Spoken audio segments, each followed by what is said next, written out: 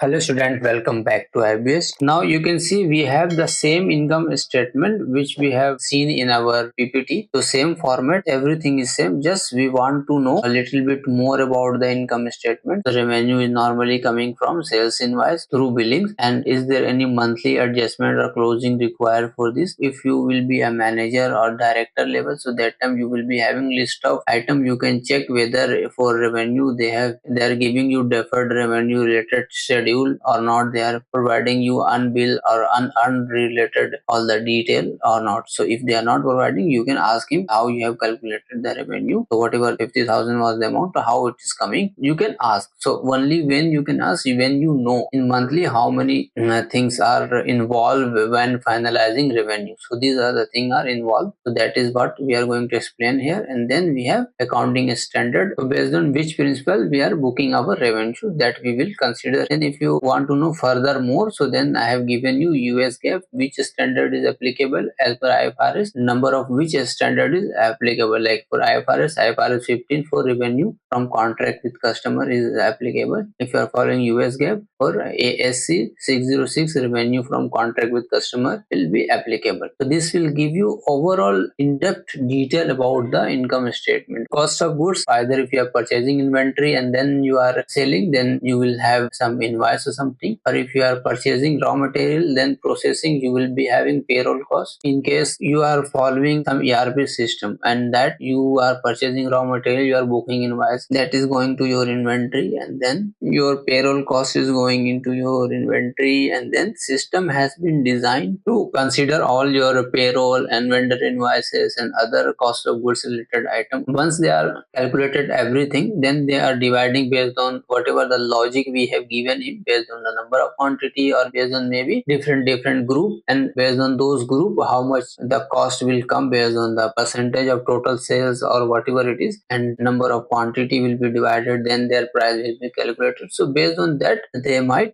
capture the information, and then through system it will post automatically the entry. So that is why I have mentioned system entry also possible, but that system entry will be called as a general voucher. If you are an FMCG company, somebody has purchased hundreds of items, when we have generated the sales invoice, that time we have delivered the goods to the customer at the same on the spot, so we can recognize revenue also. So sales invoice will be generated as well as payment is also been received. So what will happen, your revenue will be recognized in similar JV, the same entry will be posted. Like sales invoice itself will post your cost of goods entry also, they will also reduce your inventory, they will also increase your revenue. He will post all 2 3 entry, one entry through system. So that will be always when you open even cost of goods related GL and you go deep inside to that GL, you will see the sales entry is showing. That sales entry, if you go through sales entry, if you click in that sales entry, you will see the cost of goods entry is also be there. So these are the information I am giving you, so that in case if you are going to transform your system into your company, you can also use this kind of experience and the knowledge which I am sharing. Accrued, in case of invoice is not yet received, in case you have some kind of invoice which is pending, if you have not received, but since we have consumed the benefit, we have received the goods and we have already sold, so we have to book the expense based on matching principle. Whatever the revenue we have booked, for those we direct expense we must book, because that is related to that particular sale. Even period cost, there is like office rent, those also will come below here, but there is some IFRS and US GAAP related rule with regard to recognition of those expense related to this particular period of income statement, that entire rent cost will go. But some company follow the method like number of quantity. For example, you have sold 100k quantity of product and your rent cost was also same, maybe 150, and you have created product 150. So 150 you have created the product and you sold only 100,000. 150,000 was our production demand and we have produced that much. So when you flow based on the standard cost, you will divide this rent cost divided by total number of production. So based on $1 per product, you will charge income statement revenue side. This will be your revenue, and then if you are going after cost of goods, whatever it is, X amount, this is just a sales quantity. Maybe your sales price is 50. This is your revenue, then you will reduce your cost, maybe 2.5 million. Now you got your gross profits. Now we have other selling, distribution and admin related cost. So in that, if you will charge this one per unit of sales cost product, we have how many product we have sold? Only 1 lakh product. And so 1 lakh product we are selling. So 50 rupees per product we are selling. So our revenue is for 1 lakh product. This is our revenue. This is also cost for 100k. So rent cost will also charge for 100k. So at the rate of 1 rupee. So that is why you are charging this 100k only, and 50,000 is still remaining in your balance sheet or in the inventory. Maybe you charge the total amount into your production, so this will be your finished good. In finished good, your 50,000 will remain in your balance sheets. And what will happen? This cost is related to your production which you are charging, but this is actual rent cost. So there is two question come into mind, that rent cost is related to period cost. So entire cost should be charged to period only. This is the logic. So that is why they don't need to charge 100k into PNL. They have to charge complete 150k. For that they need to pass some kind of adjustment entry. So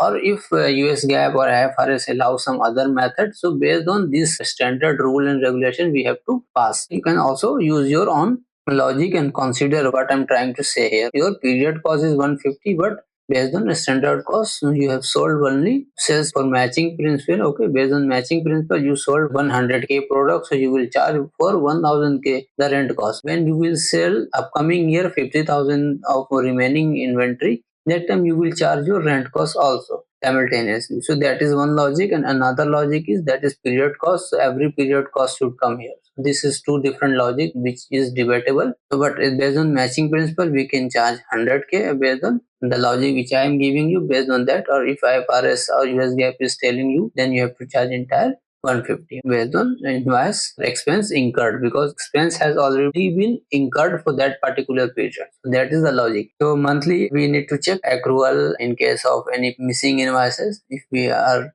having any missing invoices and we have received those benefits, for those expense we need to book. For example, you take benefit of salary and you take benefit of your labor, and your salary is due. So what into you will pass? You will debit the salary or payroll expense account, you will credit the salary payable. So this is due. We have created the obligation and we have also charged those expenses to GL. That will be coming into selling expense. In case your salary is not been created, you will create salary 5th or 7th of every month. For that time you will take input from HR how much would be the anticipated expense for those payroll related. For that you will do, again you will pass the salary expense account debit to accrued salary. At the month end you will be keep on creating accrued expense or accrued liability kind of stuff. After month end, what we will do as an R2R process or GL accounting professional, you might align with me what I'm trying to say. We will reverse the entire entry and we will book the actual sales when it will be booked, when they will create and they will pay, when they will share the schedule and tracker and everything. That time we will book the actual. But before, when the month end has been closed and we have created all our documentation kind of stuff, MIS reporting and all has been done, then we will reverse the complete accrual part. So which accounting method we follow here? Matching principle and accrual and recognition. Based on the recognition we can recognize the expenses. For selling expense we will try to follow the matching principle. For general and administrative we can process accrual or incurred. Based on the incurred we need to recognize the expenses. For period related stuff, for US GAAP specifically not assign any reference number for which US GAAP is applicable, but normally as per US GAAP it is covered under ACS 720 or ACS 340. These are the two methods is applicable for this, and as per IFRS, IAS 1 is applicable. Presentation of financial statement, IAS 38, intangible asset, general expense for recognition. These are the things will be applicable. For depreciation, we book through general entry. We will post the JV based on fixed asset module. Normally, all the ERP system has this kind of fixed asset module.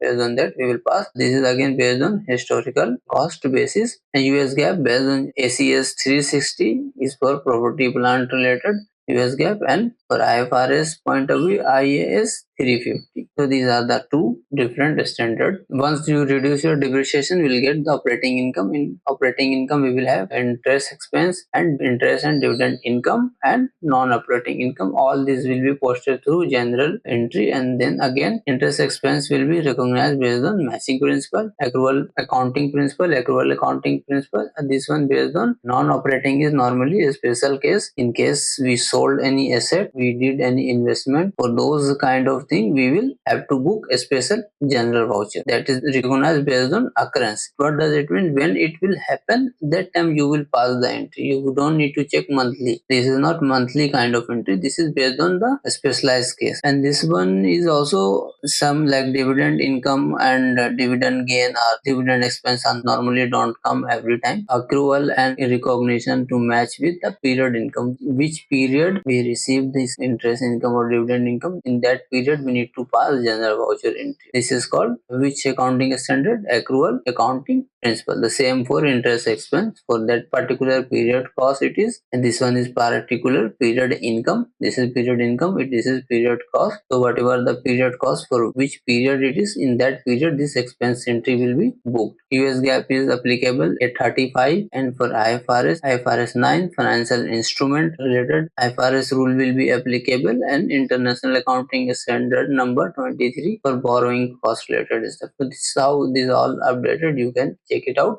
And if you talk about income tax, we will provision for income tax for continue operation. This is not actual. If it is budgeted or something, then you will take provision. But in case this is all actual based on particular period when we are creating month end, year end closing or quarter end closing. If it is legally obliged to pay to government, then we will have actual income tax. Otherwise, we will take provision every quarter or monthly whenever we are preparing our income statement. Recognize income tax expense based on effective tax rate, whatever the tax rate is applicable for that particular period. If it is January related income, so we'll also book the expense, income tax expense in January. If it is December income we have generated, so we will book income tax expense in December only. So purely aligning with the period. Again, it is accrual accounting principle we follow. As per US GAAP, it is 740, and as per IFRS, it is IFRS, and IAS, it is 12. Now, if you talk about gain loss on operating of discontinued component, as I told you in PPT also, it is based on net of tax. Why? Because income tax has already been calculated. This income is income after tax. So now we cannot book the expense or any gain without considering the tax.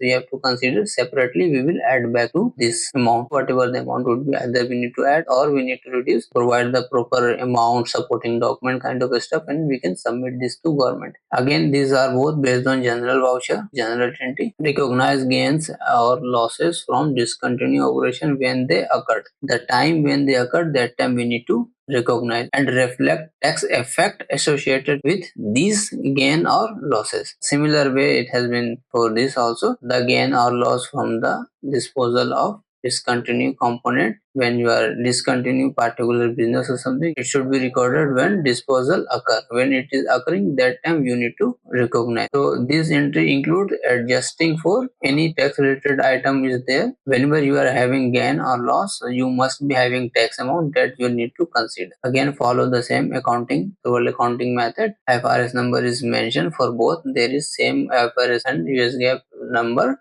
like IAS 2052 -20 presentation of financial statement for discontinued operation. IFRS 5 is non-current asset held for sale or discontinued operation. So these are the asset and investment which we are going to sold, or we are going to sell particular branch or business, because that might not be generating the revenue. Now extraordinary income, this is also general entry we need to pass. So extraordinary item are rare and unusual, so general entry for these item is made based on the occurrence. When it will happen, that time or for that period we will recognize their gain or loss, whatever it is, and net of tax. This is again accrual accounting principle we need to follow. US GAAP historically, which is being covered under ACS 2252-20. Extraordinary unusual item through extraordinary item are no longer separately reported. The IAS 1 International Accounting Standard 1 presentation of financial statement and IFRS 9 financial instrument may be applied for income